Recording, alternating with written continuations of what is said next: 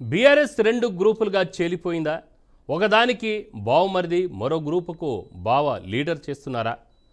కేసులు పెడుతున్నారు కూడా, దాంట్లోనూ గ్రూపిజం చూపిస్తున్నారా? ఇవే ఇప్పుడు హాట్ టాపిక్గా ఉన్నాయి.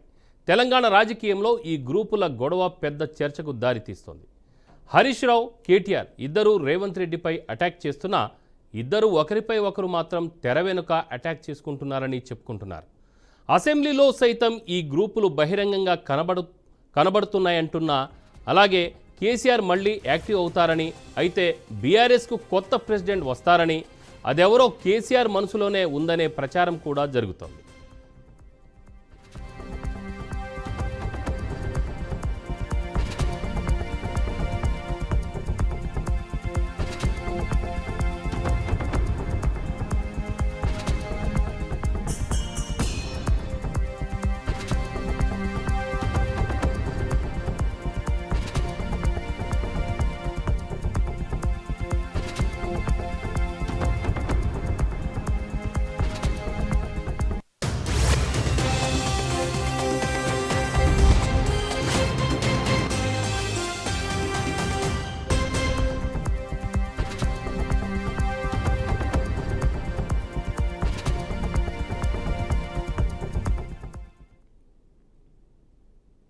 బీఆర్ఎస్ టీఆర్ఎస్గా ఆరంభమైనప్పుడు కేటీఆర్ లేరు. కేసీఆర్ నాయకత్వంలో పార్టీని ప్రారంభించినప్పుడు పక్కన ఉంది హరీష్ రావు మాత్రమే. అప్పటికీ ఇప్పటికీ గ్రామాన కార్యకర్తలను పేరు పెట్టి పిలవగలిగే నాయకుడు హరీష్ రావు మాత్రమే. కేటీఆర్ ఉద్యమం ఉధృతం అయ్యాకే అమెరికా నుంచి వచ్చారు. కానీ ఆయనకున్న స్పీకింగ్ టాలెంట్, పిఆర్తో చాలా స్పీడుగా ఎదిగారు. అధికారానికి వచ్చిన తర్వాత హరీష్ రావు బ్యాక్ అయ్యారు. కావాలనే బ్యాక్ చేశారనే టాక్ కూడా ఉంది. ఒకవైపు కేటీఆర్, కవిత, మరోవైపు సంతోష్, ఇలా వీరంతా తెరపైకి వచ్చారు.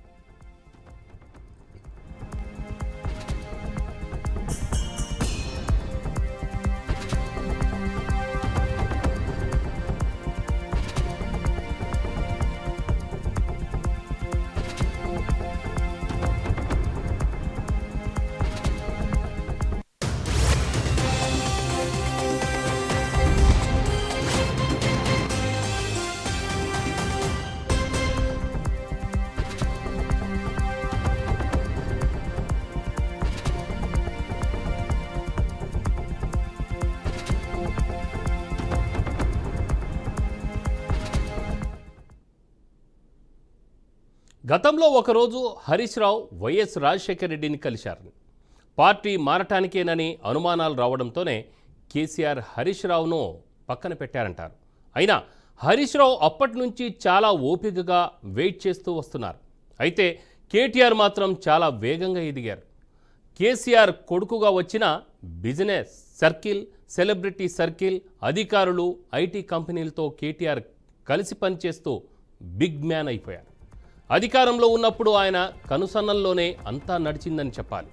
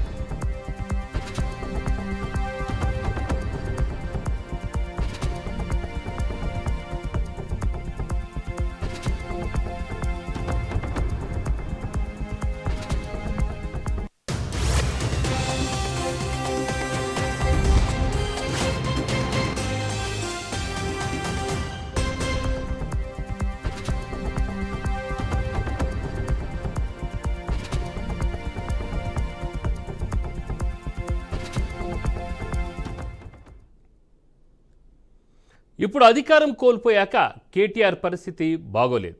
అప్పుడు అంతా ఆయనే చేశాడు కాబట్టి కేసులు కూడా ఆయన్నే చుట్టుముడుతున్నాయి. అయితే phone tapping case, Mallanna Sagar project వ్యవహారంలో మాత్రం హరీష్ రావు కేసుల్లో చిక్కుకునేటట్టు ఉన్నారు. ఇప్పటికే టైం బాగోలేదు కాబట్టి ఈ సంక్షోభంలోనే అవకాశం అందిపుచ్చుకోవాలని హరీష్ రావు భావిస్తున్నట్లు చెప్పుకుంటున్నారు.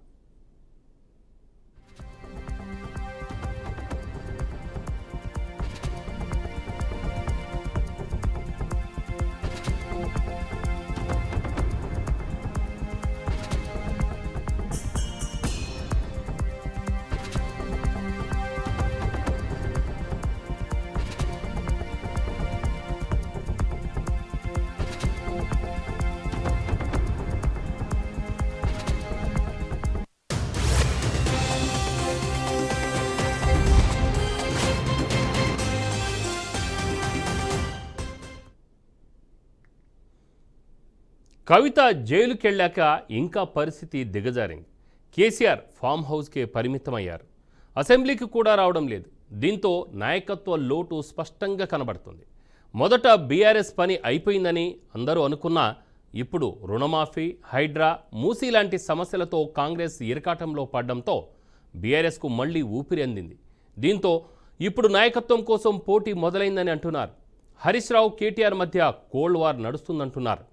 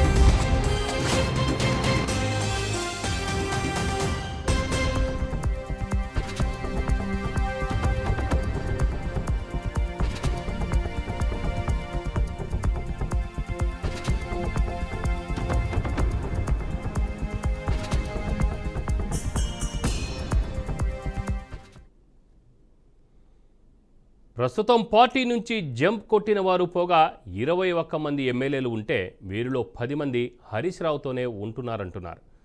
అంటే సగం మందికి హరీష్ రావే నాయకుడు. ఇప్పుడు కేసులు వస్తున్న సందర్భంలో కేటీఆర్కు నెగిటివ్ మార్కులే పడుతున్నాయి. కాబట్టి కేసీఆర్ హరీష్ రావుకే ఛాన్స్ ఇచ్చినా ఆశ్చర్యపోనక్కర్లేదంటున్నారు. మొత్తం మీద హరీష్ రావుకు ఇంతకాలానికి టైం వచ్చిందనే టాక్ వినబడుతుంది. హరీష్ రావు కాస్త ఓపెన్గా తన వర్గాన్ని తాను మెయింటైన్ చేస్తున్నారనే చెప్పాలి.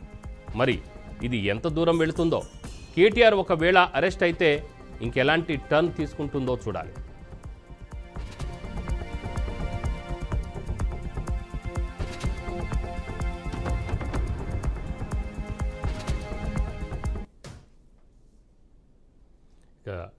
ఇదే విషయంపై మరింత సమాచారం మా ప్రతినిధి ధనుంజయ లైవ్లో అందిస్తారు. ధనుంజయ, నిజంగా చెప్పండి, బీఆర్ఎస్ గ్రూపులుగా చీలిపోయిందనడంలో ఎంతవరకు నిజం?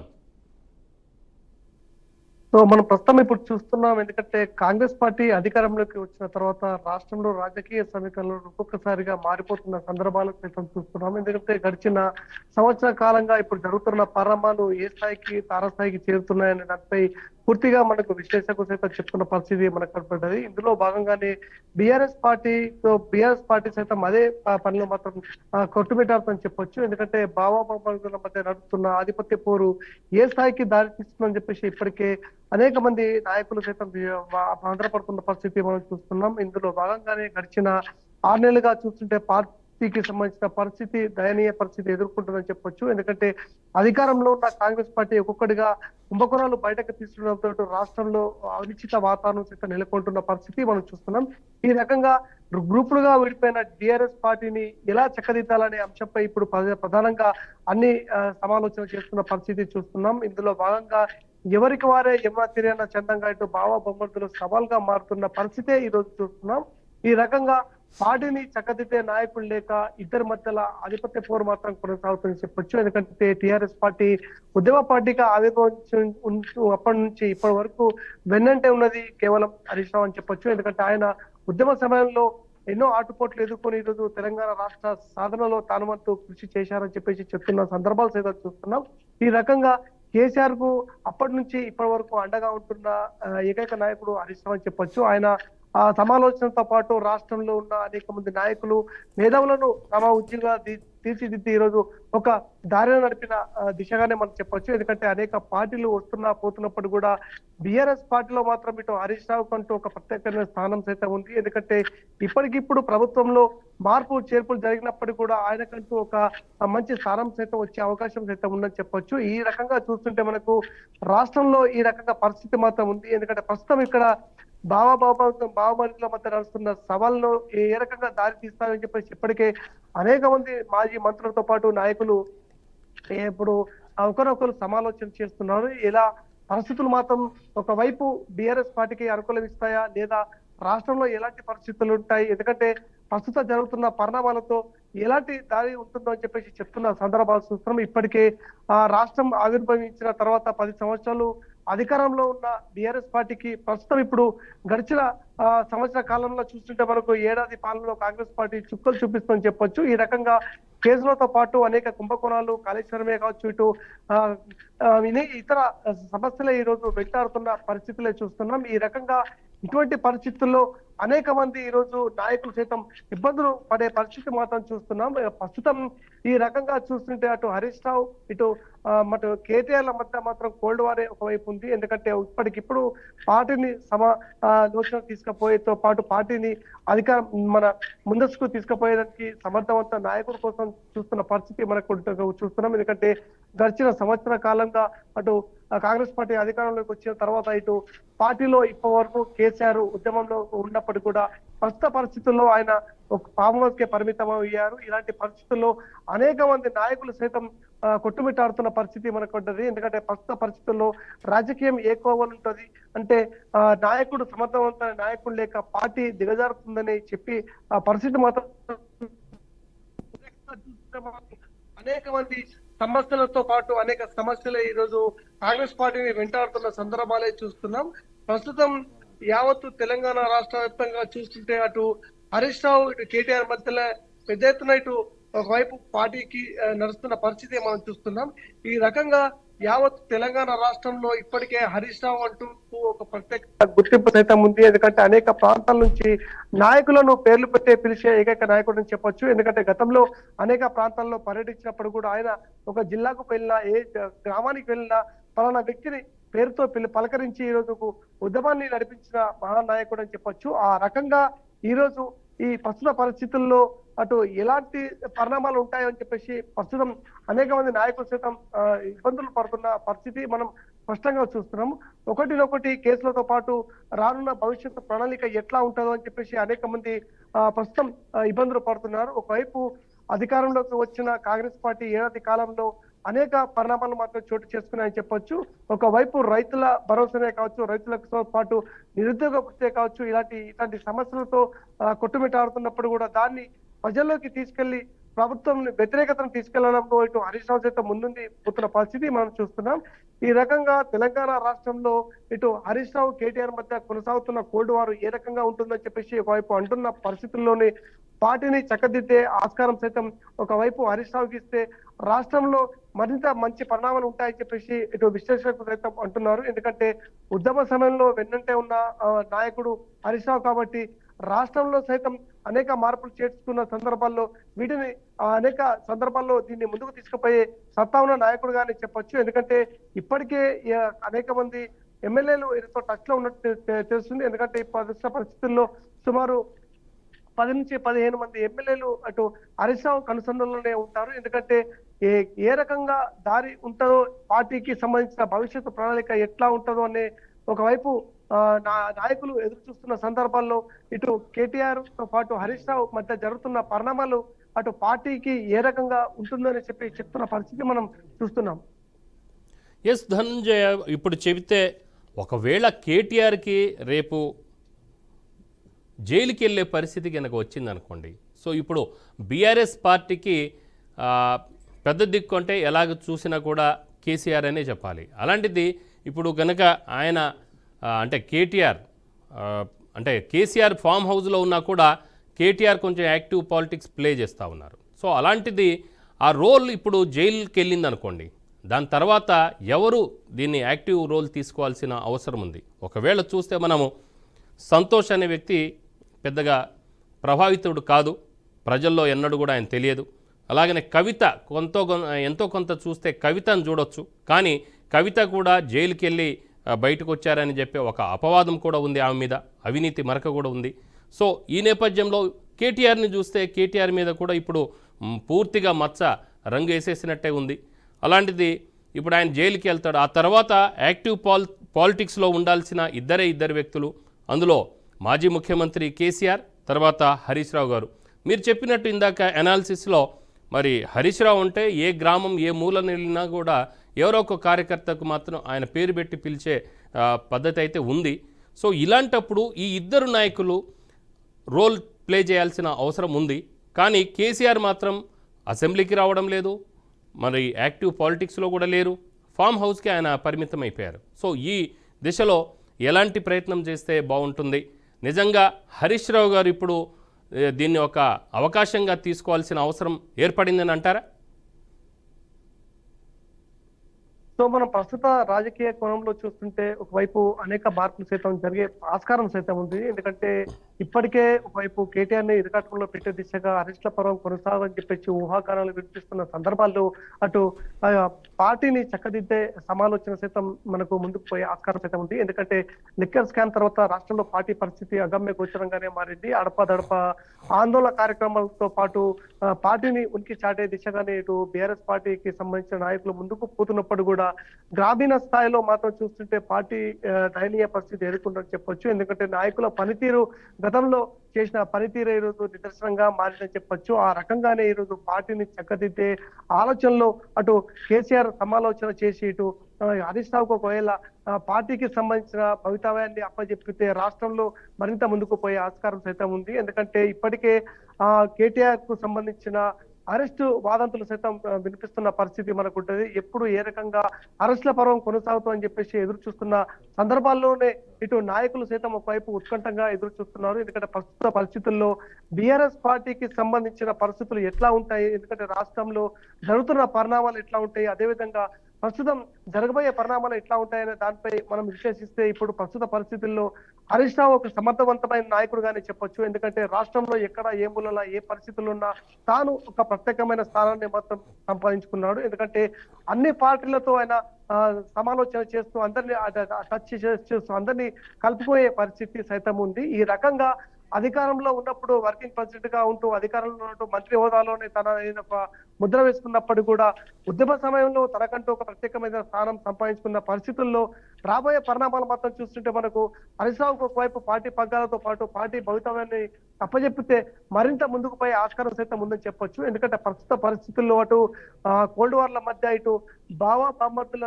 సవాళ్ల మధ్య జరుగుతున్న ఈ యుద్ధంలో గెలుపు దిశగానే ఇటు హరీష్ రావు ముందుకు పోయే ఆస్కారం సైతం ఉంది. ఎందుకంటే ఇప్పటికే చూస్తున్నాం మనం, ఎందుకంటే రాష్ట్రంలో ఇటు కాంగ్రెస్ పార్టీకి సంబంధించిన ఏదైతే అభివృద్ధి పనులను ఎప్పటికప్పుడు ప్రజల్లోకి అపవిత్రంగా తీసుకెళ్తున్న పరిస్థితి మనం చూస్తున్నాం. ఎందుకంటే అనేక పథకాల్లో ఫెయిల్ అవుతున్న పరిస్థితుల్లో వాటిని ప్రజల్లోకి తీసుకెళ్లి అసెంబ్లీలో తనకంటూ ఒక వాణిని వినిపిస్తున్న సందర్భాలు సైతం గడిచిన రోజులుగా చూస్తున్నాం.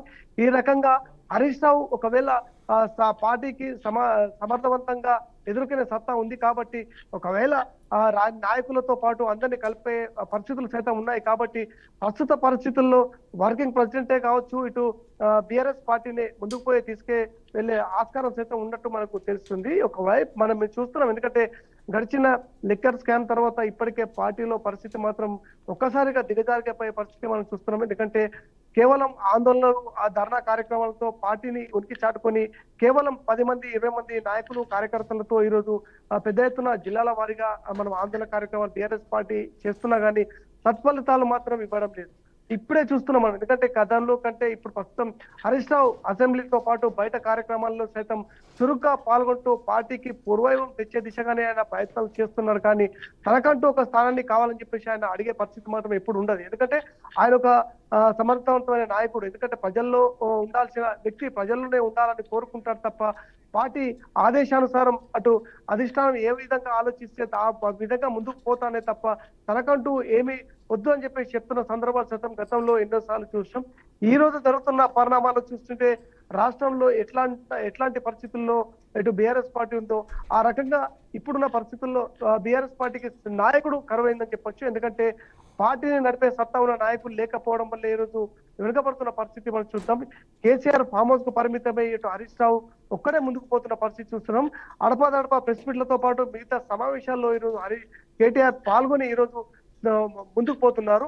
కేవలం పెద్ద ఎత్తున ఈరోజు చూస్తున్నాం గ్రామీణ స్థాయిలో తనకంటూ ఈరోజు హరీష్ రావు చేస్తున్న అసెంబ్లీ పోరాటాలే కావచ్చు, ఇక్కడ ప్రభుత్వ వ్యతిరేక పోరాటాలే ఈరోజు ముందుకు పోతున్న పరిస్థితులే మనం గమనించాలని చెప్పేసి అనుకోవచ్చు.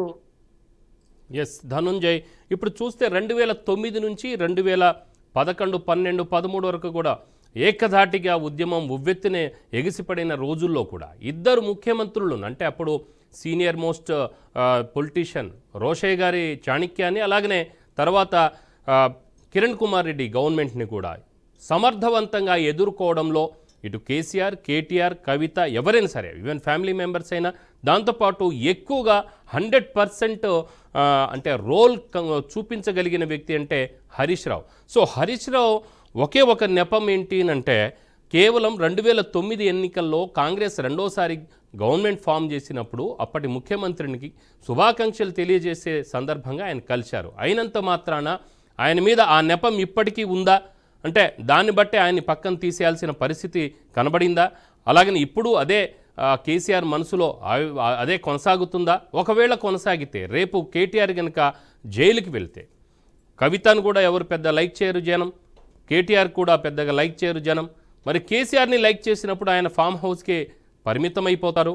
అయితే ఈ దిశలో కాంగ్రెస్ పార్టీ కూడా కొన్ని అవకాశాలు ఇచ్చింది బీఆర్ఎస్ని ఎదగడానికి, మళ్ళీ బ్రతకడానికి ఒక అవకాశం. అదేంటంటే హైడ్రా కానీ కావచ్చు, రైతుల్ని అక్కడ నగచర్ల రైతుల్ని అరెస్ట్ చేయించి తీసుకెళ్లడం కానీ ఇంకా రకరకాలుగా కొన్ని ఉన్నాయి. సంక్షేమ పథకాలు కూడా కొన్ని అమలు కాకపోవడం. సో దీన్ని సమర్థవంతంగా ఎదుర్కోవడంలో ఒక సమర్థనీయమైన నాయకుడిగా మనం హరీష్ రావుని చూడవచ్చా? ఒకవేళ ఆ విధంగా లేని పక్షంలో బీఆర్ఎస్ పరిస్థితి ఎలా ఉండబోతుంది?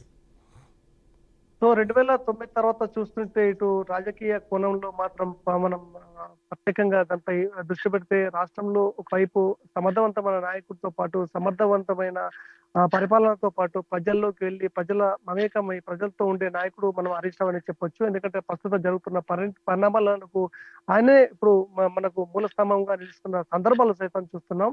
ఎక్కడ ఏ నాయకుడిని టచ్ చేయాలో ఆ నాయకుడిని టచ్ చేస్తూ పార్టీ బలోపేతంతో పాటు తనకంటూ ఒక ఉనికి మాత్రం చాటుకుంటున్న సందర్భాలే చూస్తున్నాం. రేపు భవిష్యత్తు ప్రణాళికలో భాగంగానే ఈరోజు ఒకవైపు అటు ఏ రకంగా ఏ పార్టీ నుంచి ఏ పార్టీకి మద్దతు ఉంటే బాగుంటది అన్న దానిపై చూస్తే కూడా హరీష్ రావు తనకంటూ ఒక గుర్తింపు మాత్రం ఉంచుకున్నది చెప్పొచ్చు. ఒకవైపు అప్పటికే బీజేపీ నాయకులతో పాటు టచ్ లో ఉన్నట్టు మనకు అక్కడ అనేక మంది బీజేపీకి సంబంధించిన నాయకులు సైతం చెప్తున్న సందర్భాలు సైతం చూస్తున్నాం. గతంలో చూస్తుంటే మనం రాజశేఖర రెడ్డి ప్రభుత్వం వచ్చిన తర్వాత ఆ ప్రభుత్వంలో కలవడానికి వెళ్ళినప్పుడు కూడా అది పెద్ద వివాదంగానే మారింది. ఆ తర్వాత అధికారంలోకి వచ్చిన 5 సంవత్సరాలు ఆయనకు చేదు అనుభవాలే సైతం ఎదురయ్యాయి. ఎందుకంటే అంటున్నట్టుగా హరీష్ రావుని ఉంచుతూ అటు పార్టీలో గతంలో అనుభవించాలని చెప్పచ్చు మనం.